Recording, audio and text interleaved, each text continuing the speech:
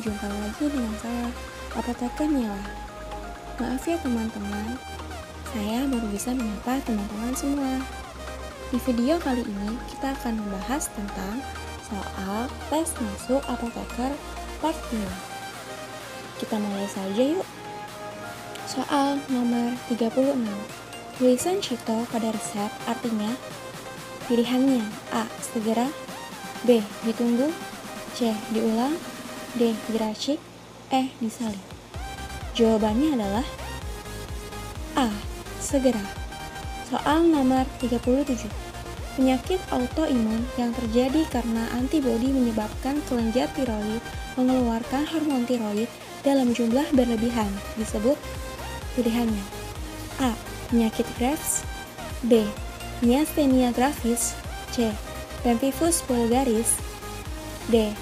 Rheumatoid arthritis, E. Psoriasis. Untuk pembahasannya, kita lihat dulu ya pengertian dari masing-masing penyakit. Penyakit Graves. Penyakit Graves adalah penyakit autoimun yang ditandai dengan kelenjar tiroid menjadi terlalu aktif dan memproduksi hormon tiroid secara berlebihan.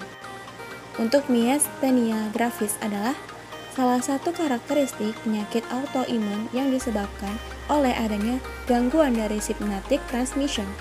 Hal ini ditandai oleh kelemahan pada otot rangka, yang merupakan otot yang digunakan tubuh untuk gerakan disertai kelelahan saat beraktivitas. Pemphigus vulgaris adalah suatu gangguan autoimun yang melibatkan kulit lumpuh dan selaput lendir. Rheumatoid arthritis adalah peradangan sendi akibat sistem kekebalan tubuh yang menyerang jaringannya sendiri. Radang sendi ini menimbulkan keluhan bengkak dan nyeri sendi, serta sendi terasa kaku. Psoriasis adalah peradangan pada kulit yang ditandai dengan ruam merah, kulit kering, tebal, bersisik, dan mudah terkelupas. Jadi jawabannya adalah A ya teman-teman. Soal nomor 38.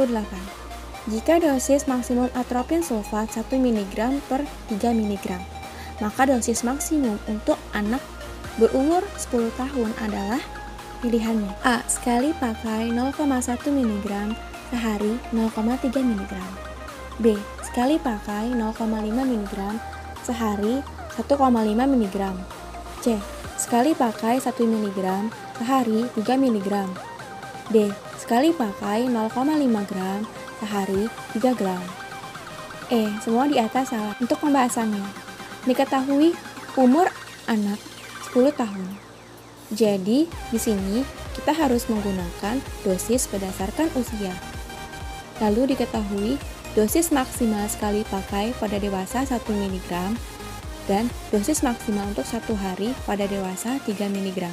Nah, kita gunakan rumus Dilling, yaitu rumus untuk anak usia lebih dari 8 tahun. Rumusnya adalah dosis anak sama dengan N, yaitu usia dalam tahun dibagi 20 dikali dosis dewasa. Nah, untuk dosis anak 1 kali pakai, kita tinggal masukkan ya rumusnya. Umurnya tadi 10 tahun per 20 dikali dosis 1 kali pakainya 1 mg. Jadi hasilnya 0,5 mg. Untuk dosis anak sehari pakai 10 tahun tadi kita masukkan 10 per 20 dikali dosis sehari pakainya 3 mg. 10 per 20 dikali 3 mg sama dengan 1,5 mg. Jadi jawabannya adalah B ya teman-teman.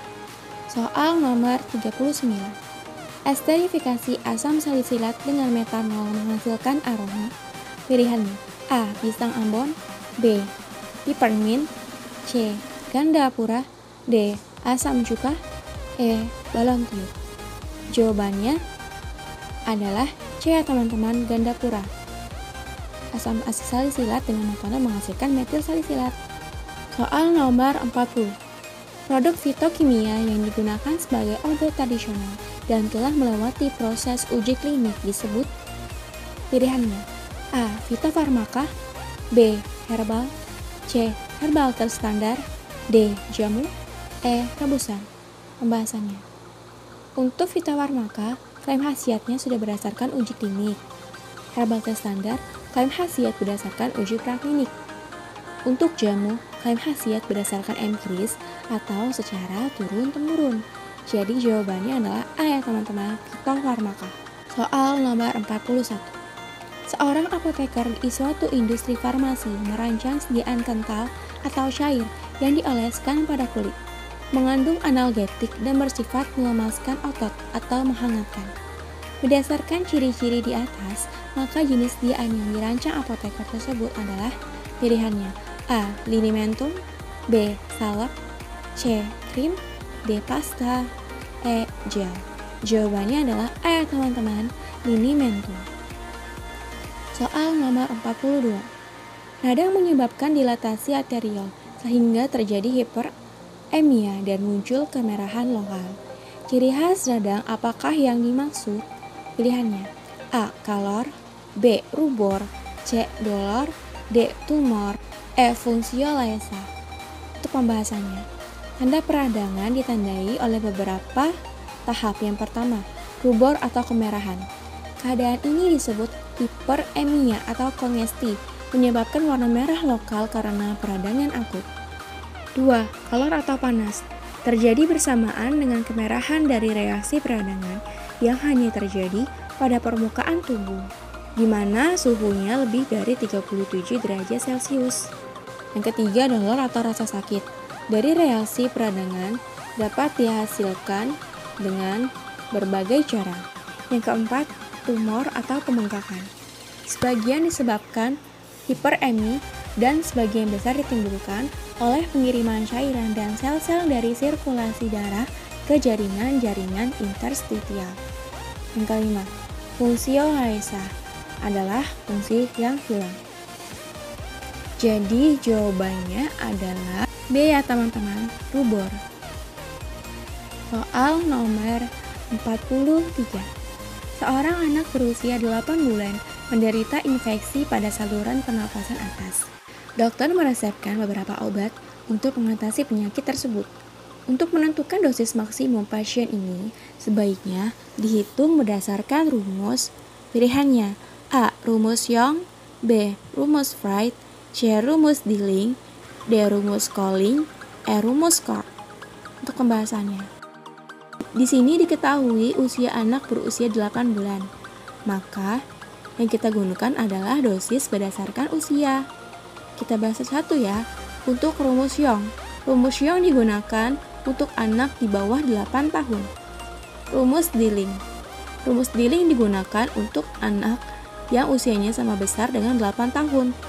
Untuk rumus Fried digunakan untuk bayi dengan usianya dalam bulan.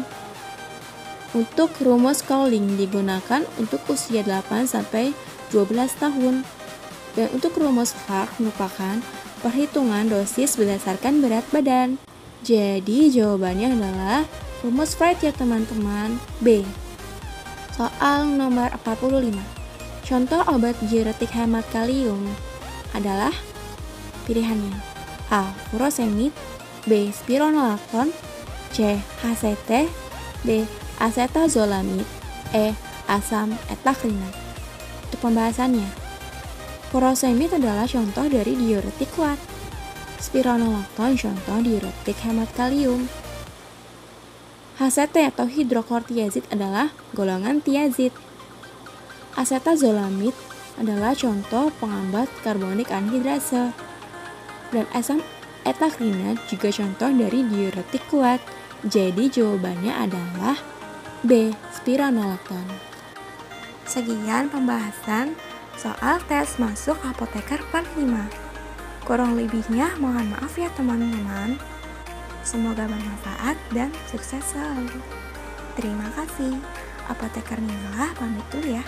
Assalamualaikum warahmatullahi wabarakatuh. Salam farmasi, salam apoteker muda.